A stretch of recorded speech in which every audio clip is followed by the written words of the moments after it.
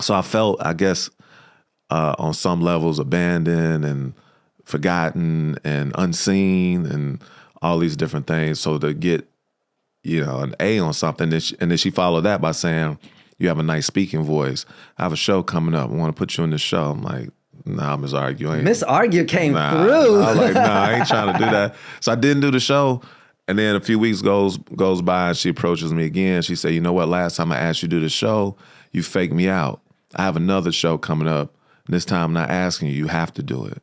So she makes me do this show. And as scared as I was, my first time ever on stage, I got a standing ovation. And I was like, oh my God, oh my God, what was that? Ms. Argue, when's the next show? Yes. Like, when's the next one? And it just it's like a domino effect. It was like that was that one domino that I needed to be conscious and aware of. I need to see it. I need to see a room full of people standing up, clapping for the kids who felt broken and unheard and invisible and, who lacked confidence. I needed to see that.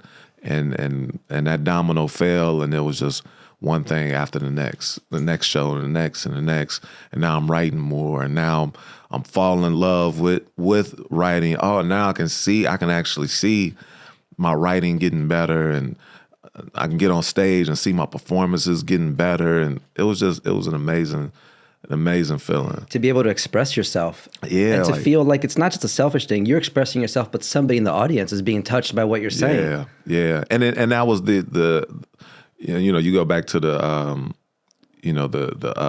instant gratification. In that moment, it was that.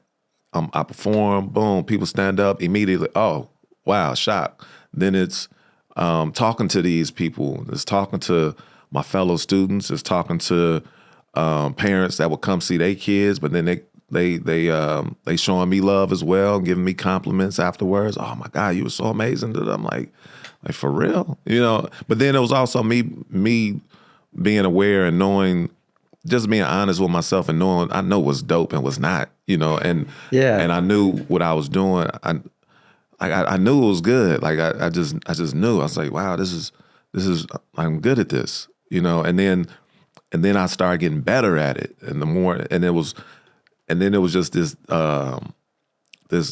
overwhelming, beautiful feeling of wanting to get better and okay, if I was able to do this now, what can I do? Yes. A year from now, 2, 5, 10, where can I take this? So it just became this beautiful journey of exploration and curiosity and just love and connectivity and being able to communicate with people. And now I'm having these conversations with folks. It's just been a constant, beautiful journey, That's amazing, man. I'm so touched by the art that you make. Thank you. I haven't heard a lot of your stuff. I've heard, of course, Never Let Me Down. Yeah. And we listened to your new album. We were listening literally as you walked up today. And you don't need to listen to a lot of somebody to already know what vibe they're on. Yeah. And there's this soulful, nurturing energy coming through you, man. Like it feels like you're a vessel, and these messages are just meant to come through. Like the way you write them out, the way they come out, just they really touch my soul. Thank you. Yeah, it's a blessing, man. It's a blessing, and I definitely feel like I am a vessel. And that goes back to the listening. I'm listening because I know it's not me. It's coming from me, but I know it's coming through. So I have to ask you, where do ideas come from? God, love, energy.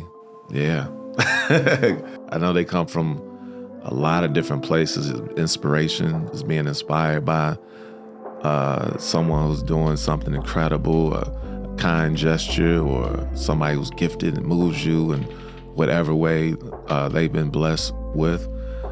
But to me, the ancestors, I hear them, they speak to me.